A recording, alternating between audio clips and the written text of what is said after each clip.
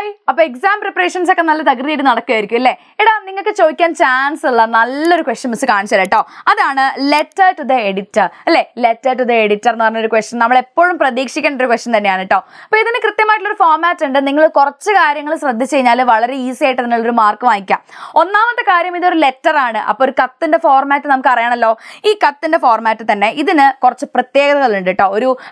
ഇതൊരു formal letter ആണ് അല്ലെ? ലെറ്റർ ടു ദ എഡിറ്റർ എന്ന് പറയുമ്പോൾ നിങ്ങൾ മനസ്സിലാക്കേണ്ടത് അതൊരു ഫോർമൽ ലെറ്റർ ആണ്. എന്ത് ലെറ്റർ ആണെടാ? അതൊരു ഫോർമൽ ലെറ്റർ ആണ്. സോ ഒരു ഒഫീഷ്യൽ ആയിട്ടുള്ള ഇപ്പൊ നമ്മൾ ഈ ലെറ്റർ ടു ദ എഡിറ്റർ ആരാണ്? നമ്മുടെ മാമനോ അല്ലെങ്കിൽ അല്ലെ നമ്മുടെ അങ്കിളോ ആന്റിയോ ആരും അല്ല എഡിറ്റർ എന്ന് പറഞ്ഞു കഴിഞ്ഞാൽ. മേ ബി ആയിരിക്കാം, എന്നാൽ പോലും ഒരു ഓഫീസിലൂടെയുള്ള ഒരു കത്തായതുകൊണ്ട് തന്നെ എന്താണ് അതിനൊരു ഒഫീഷ്യൽ സ്വഭാവം, ഒരു ഫോർമൽ സ്വഭാവം സൂക്ഷിക്കേണ്ടത് ഇമ്പോർട്ടൻ്റ് ആണ് കേട്ടോ. സോ നിങ്ങൾ നോക്കുകയാണെങ്കിൽ നമുക്കിത് അവിടെ നമ്മളൊരു ഡേറ്റ് കൊടുക്കണം അല്ലെ? ഡേറ്റ് നിങ്ങൾ ഇടാൻ വേണ്ടി മറക്കരുത്. Then the editor the views അല്ലെ? എഡിറ്ററുടെ പേരും അഡ്രസ്സും നിങ്ങൾക്ക് അവിടെ കൊടുക്കാം.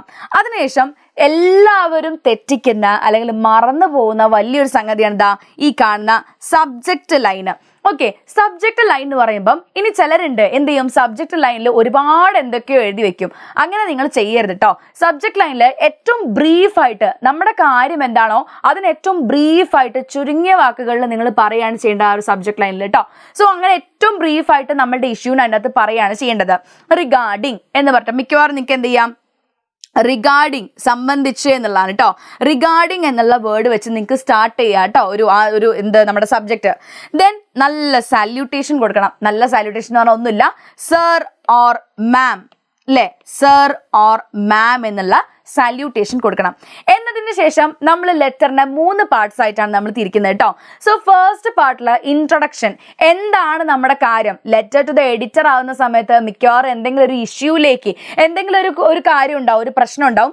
അതിലേക്ക് ആ പത്രത്തിന്റെ ശ്രദ്ധ ക്ഷണിക്കാൻ അല്ലെങ്കിൽ ആ ഒരു പ്രശ്നം ആൾക്കാരിലേക്ക് എത്തിക്കാൻ വേണ്ടിയിട്ടാണല്ലോ നമ്മൾ എഡിറ്റർക്ക് കത്തെഴുതുന്നത്. സോ ആ ഒരു ഇഷ്യൂവിനെ കുറിച്ചിട്ടൊരു ഇൻട്രൊഡക്ഷൻ ആണ് നമ്മൾ ആദ്യം കൊടുക്കേണ്ടത്. സെക്കൻഡ് പാരഗ്രാഫിൽ നമ്മൾ എന്താ ചെയ്യുക, ആ ഇഷ്യൂവിനെ കുറിച്ച് ഡീറ്റെയിൽ ആയിട്ട് നമ്മൾ കുറച്ചും കൂടെ ഡീറ്റെയിൽ ആയിട്ട് അതിനകത്ത് പറയണം. ആൻഡ് ലാസ്റ്റ് പാരഗ്രാഫിനകത്താണ് നമ്മൾ എന്ത് ചെയ്യുന്നത്, ഈ ലെറ്ററിൽ അല്ലെങ്കിൽ ഈ ഒരു ന്യൂസ് പേപ്പറിലൂടെ ഈ ഒരു കാര്യം ജനങ്ങൾ അറിയുന്നത് വഴി എന്താണ് എന്തെങ്കിലും ചേഞ്ചസ് സൊസൈറ്റിയിൽ ഉണ്ടാവുമെന്ന് ഞാൻ എക്സ്പെക്ട് ചെയ്യുന്നു എന്നുള്ള രീതിക്ക് നമ്മൾ എന്ത് ചെയ്യുക. ആൻഡ് ഫൈനലി ഇതാ നമ്മൾ കോംപ്ലിമെന്ററി ക്ലോസ് കൊടുക്കും അല്ലെ? സിൻസിയർലി അല്ലെങ്കിൽ ഫെയ്ത്ത്ഫുള്ളി. സിൻസിയർലിനേക്കാളും ഞാൻ കൂടുതൽ സജസ്റ്റ് ചെയ്യുക ഫെയ്ത്ത്ഫുള്ളി ആണ് കേട്ടോ, വിശ്വാസത്തോടെ. സിൻസിയർലി എന്നുള്ളതിനേക്കാളും ഫെയ്ത്ത്ഫുള്ളി അല്ലേ? നമ്മൾ വിശ്വാസത്തോടെ എന്നുള്ളതാണ്, വിശ്വസ്തയോടെ നമ്മളുടെ അഡ്രസ്സ് കൊടുക്കുക. ഇതാണ് ഫോർമാറ്റ്. ഇനി ഞാൻ നിൽക്കുക ഒരു ലെറ്റർ ഇവിടെ കാണിച്ചു തരാം. The editor, Malayala Manorama, date. നമ്മളിതാ ഇത്രയേ ആവശ്യമുള്ളൂ കേട്ടോ. ഇനി വേറൊരു പോസിബിലിറ്റി പറയുന്നത്, ചിലപ്പോൾ നിങ്ങൾക്ക് ഇമെയിൽ എഴുതാൻ വേണ്ടി പറയും. അതായത് എഡിറ്റർക്ക് തന്നെ ഒരു ഇമെയിൽ ആയിട്ട് അയക്കാൻ വേണ്ടി പറയും. അങ്ങനെ ഇമെയിൽ ആവുന്ന സമയത്ത് ഇതാ നിങ്ങൾ ഈ കാണുന്ന സാധനം ഒന്ന് മാറ്റിയിട്ട് അവിടെ എന്ത് ചെയ്താൽ മതി, എഡിറ്റർ മലയാള മനോരമ അല്ലെ? എഡിറ്റർ .മനോരമ അല്ലെ? www. അങ്ങനെയാണല്ലോ ഒരു മെയിൽ ID സ്റ്റാർട്ട് ചെയ്യുക, അങ്ങനെയാണല്ലോ അല്ലെ? www എന്നല്ലേ? സോ www.editor@manorama@gmail.com അങ്ങനെ എന്തെങ്കിലും ഒരു മെയിൽ ID നിങ്ങൾ ചുമ്മാ ക്രിയേറ്റ് ചെയ്യുക. ഓക്കെ, editor.manorama@gmail.com അല്ലെങ്കിൽ editor@hindu@gmail.com അങ്ങനെ എന്തെങ്കിലും ഒരു മെയിൽ ID നിങ്ങൾ ക്രിയേറ്റ് ചെയ്യുക കേട്ടോ. ചുമ്മാ ഒരു മെയിൽ ID, അത് ആ മെയിൽ അവിടെ ഉണ്ടെന്ന് വിചാരിച്ച് നിങ്ങൾ അതിനകത്ത് ശരിക്കും ഒരു കത്ത് എഴുതാൻ വേണ്ടി പോകുന്നില്ലല്ലോ. സോ ഇമാജിനറി ആയിട്ടുള്ള ഒരു മെയിൽ ID നമ്മൾ അവിടെ കൊടുക്കണം. എന്നതിന് ശേഷം സബ്ജക്റ്റ് അല്ലെ? നമ്മൾ സബ്ജക്റ്റ് കൊടുക്കണം കേട്ടോ. ഈ സബ്ജക്റ്റ് എന്ന് പറഞ്ഞു കഴിഞ്ഞാൽ ഞാൻ നേരത്തെ പറഞ്ഞു, വളരെ ഷോർട്ടായിട്ട് എന്താണോ കാര്യം അതിനെ വളരെ ഷോർട്ടായിട്ട് നമ്മൾ പറയാം. എന്നതിന് ശേഷം നമ്മൾ സാല്യൂട്ടേഷൻ കൊടുക്കണം. അവിടെ സാല്യൂട്ടേഷനിൽ നിങ്ങൾക്ക് സർ ഓർ മാം എന്ന് കൊടുക്കാം. Sir or madam, sir or ma'am. അല്ലാതെ ചില ആൾക്കാർ, എനിക്കറിയില്ല കേട്ടോ, ഞാൻ അതിന് എത്രത്തോളം എനിക്ക് ശരിയാണെന്ന് അറിഞ്ഞൂടാ. ചില ആൾക്കാർ റെസ്പെക്റ്റഡ് ഓക്കെയാണ്, ഫൈനാണ്, കുഴപ്പമില്ല. പക്ഷെ ഏറ്റവും നല്ലത് അങ്ങനെ വേറെ പ്രത്യേകിച്ച് കാര്യങ്ങളൊന്നും ഇല്ലാണ്ട് സർ ഓർ മാം എഴുതുന്നതാണ്. കളക്ടർക്കൊക്കെ കത്തെഴുതാൻ പറഞ്ഞ സമയത്ത് ഡിയർ കളക്ടർ എന്നൊക്കെ എഴുതുന്ന ആൾക്കാരൊക്കെ ഉണ്ട്. അങ്ങനെ ഡിയർ സർ അല്ലെങ്കിൽ ഡിയർ മാം എന്ന് പറയുന്നതിനേക്കാളും ഏറ്റവും ഒരു വൃത്തിയുള്ളത് ഒരു ഒഫീഷ്യൽ ആയിട്ടുള്ള സംഗതിയല്ലേ, അതിന് നമുക്ക് ജസ്റ്റ് സർ ഓർ മാം എന്ന് പറയുന്നതാണ്. അല്ലെങ്കിൽ റെസ്പെക്റ്റഡ് സർ ഓർ മാം, അത്രയും മതി കേട്ടോ. ഡിയർ എന്ന് ചേർക്കുന്നതിനേക്കാളും നല്ലത് ഇതായിരിക്കും. ദെൻ നോക്കിയേ, അതിൻ്റെ ഇൻട്രൊഡക്ഷൻ നോക്കിയേ.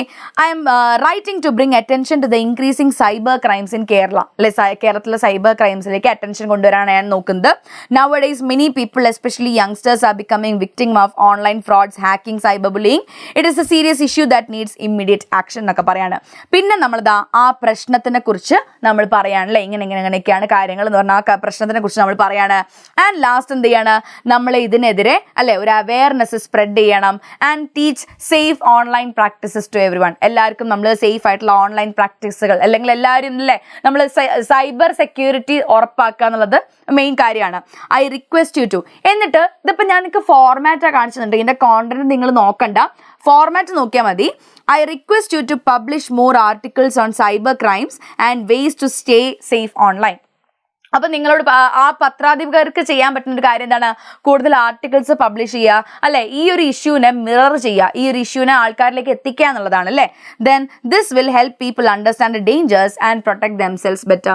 ആൾക്കാരെ എന്താണ് കുറേയും കൂടെ ഇത് ബോധവാന്മാരാക്കുകയും ഈ കാര്യത്തിന് വേണ്ടിയിട്ട് അല്ലേ ഒന്നും കൂടെ സേഫ് ആയിട്ടിരിക്കാൻ വേണ്ടി ഹെൽപ്പ് ചെയ്യുമെന്ന് പറയാണ്. ലാസ്റ്റ് കണ്ടോ, സിൻസിയർലി അല്ലെങ്കിൽ ഫെയ്ത്ത്ഫുള്ളി അരുൺ, അല്ലെങ്കിൽ നമ്മളുടെ ഒരു പേര് കൊടുക്കുക.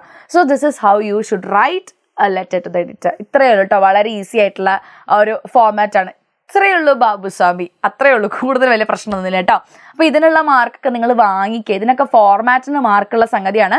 കോണ്ടന്റിനും മാർക്കുണ്ട്, ഫോർമാറ്റിനും മാർക്കുണ്ട്. ഈസി ആയിട്ട് നിങ്ങൾക്ക് മാർക്ക് സ്കോർ ചെയ്യാൻ പറ്റുന്ന ഒരു സംഗതിയാണ്. ലെറ്റേഴ്സിനൊന്നും മാർക്ക് ഒരിക്കലും കളയരുത് കേട്ടോ. ഓക്കെ, സോ ഇനി നമുക്ക് ഇതേപോലെ തന്നെ വേറൊരു വീഡിയോയിൽ കാണാം. Till then it's me Varnita signing off. By.